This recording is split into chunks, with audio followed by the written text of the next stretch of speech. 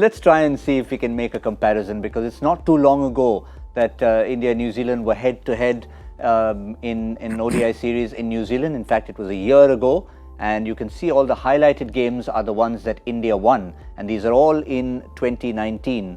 And we're just trying to make a comparison between 2019 and 2020. And I think one of the factors is you're talking about the wickets that India kept in check in the games where they won. 43 for 1, 56 for none, 44 for 1. And the very difference that you can see, the stark difference you can see, and the same opposite, taking New Zealand wickets versus New Zealand keeping wickets. Look at that scorecard from Wellington, 3rd of February 2019. India 22 for 4 and still won the game, and New Zealand down 38 for 2. But otherwise, yes, you look at the games New Zealand have won, and this series is very stark. 2-3-2 and 0-0-0. It's very stark. Even in 20 overs cricket, even in 50 overs cricket, to a lesser extent in 20 overs cricket, but definitely in 50 overs cricket, what happens at the top and the tail tends to determine what happens, but you can never get away from the top. If your openers don't lay the foundation, if your new ball bowlers don't give you wickets, you're always struggling. Yeah, I know. I mean, it might sound like a broken record. I remember every time we'd be sitting in Cricbuzz Combox last year in the series, and you'd be like, okay, 2 wickets, first 10 overs, I'm happy. And more often than not, the results would be... Simply, you just have to divide the game. It doesn't matter what format you're playing. If you're playing a test match, you divide days and you divide sessions. You have to win each and every session for you to stay in the game. Similarly, here that first 10 over is that block, which is the most important block, which really sets the platform for the and sets the tone for the match.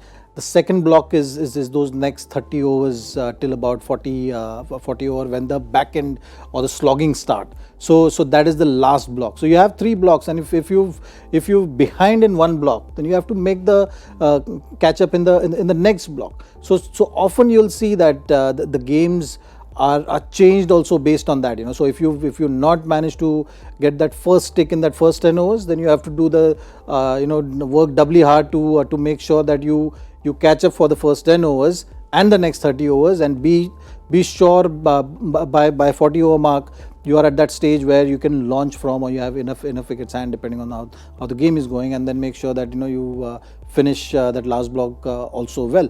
So it's just about getting those ticks, but that first tick has a lot of importance. Yes. Which the team has not been able to achieve in this series, and the result is also showing up. India will be very worried about the bowling. If this was a World Cup year, say if this was where India were last year, with the World Cup coming in 4 months, or World Cup coming in 6 months, you'd be worried. The batsmen have given you 347, and the bowlers couldn't defend that in the first game. The batsmen have given 296, not a great score on this track, but still there's a lot to bowl with. As Zach said, 300 runs is always an effort to get there, and again the bowlers couldn't defend that. So if you're getting into a World Cup here, you're worried about this bowling lineup. I know you can say, look, there's no Deepak Chahar, I know there's no Bhuvneshwar Kumar, but there was no Trent Boult, there was no Lockie Ferguson. Shami didn't play today, but there was no Trent Boult, there was no Lockie Ferguson, there was no Matt Henry. So it works both ways. The backup hasn't been as good on flat decks. And it's something that they'll want to obviously keep in check, because, as Harsha said, it may not be a World Cup year, but essentially it's a World T20 year, and you still want to translate what you do in 50 over cricket into T20 cricket. You wouldn't want to ignore the format. It's just about going back to basics, as simple as that. So you got to have this formula, you go back to the formula and see what you've not done, and then what needs to be done to correct that. So it's just as simple as that, and then you will... End of the day, it's a game of cricket which you're playing. You are going to have good days, you are going to have bad days, you're going to win some, you're going to lose some. It's just about the process which you are following, and that is the most important factor, and keeping that motivation going, keeping that confidence going. With these kind of losses, it can dent your confidence. So as a bowler also, by having these bad days, it's about how you come back from these bad days. And there are no other ways of coming back from these kind of defeats. It's just about analyzing and then starting that work, that process which helps you come out of it. So again, when you are put in this kind of a scenario and situation, you will respond differently, and it's just a process which goes on right till the time you are playing or you're watching the game and seeing things how it unfolds.